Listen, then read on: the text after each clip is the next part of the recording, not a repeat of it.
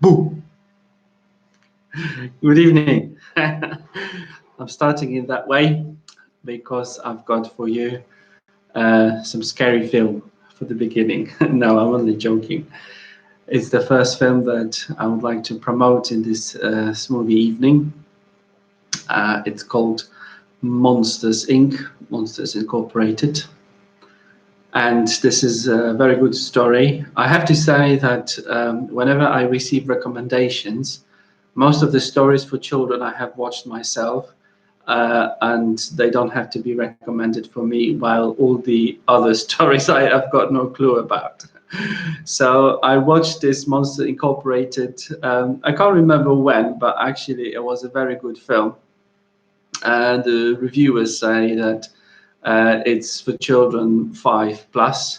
It's worth sort of seeing one of the reviews because it says that for most of the sensitive children it might be not so easy to take. But I think that because it's a cartoon comedy with a pretty good story, it's worth watching. It presents nice values. Basically, the story is about the training that monsters, well, they're monsters. We know that monsters don't exist, but this is a made-up story. So the monsters are going under the training on how to scare children, but in fact, this training is needed for them because they are pretty bubbly, soft creatures, and they've got actually no intention to.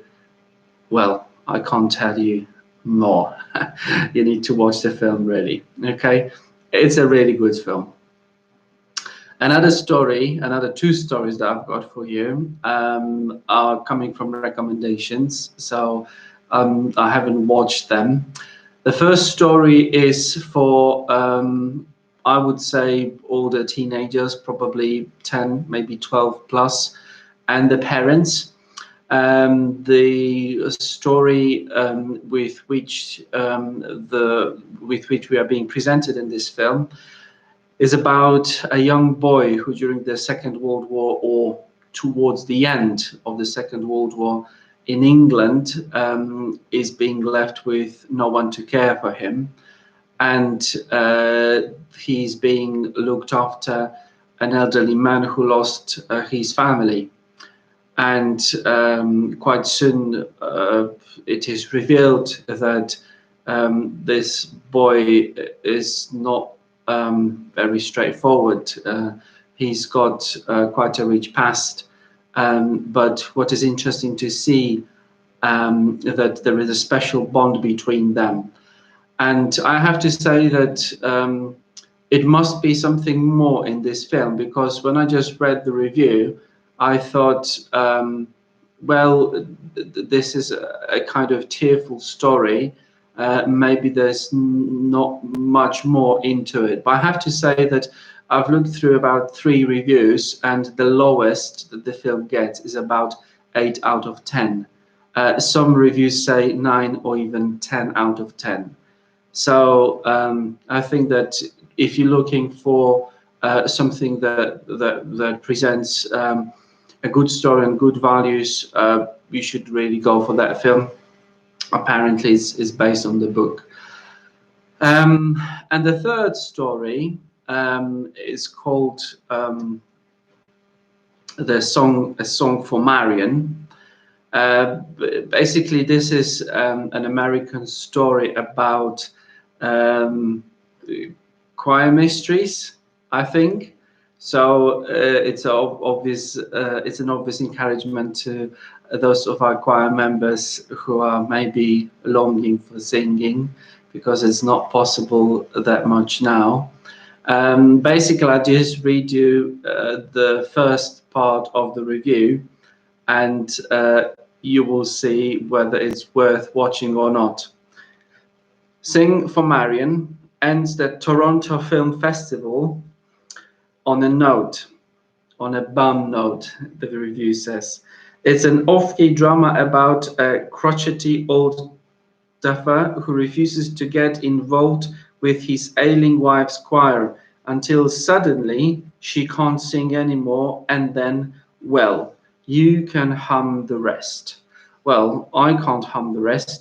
I have to say that both of that reviews are split into two. They very sort of they're praising the film, saying that it is a lovely story. It's even though it's a drama, it's full of humor. Other reviews says like this one that it's not a very good story, that it's very predictable, that it's kind of full of pensioners humor. Um, but I think that it's very light-hearted, and those who are saying that the film is pretty good also say that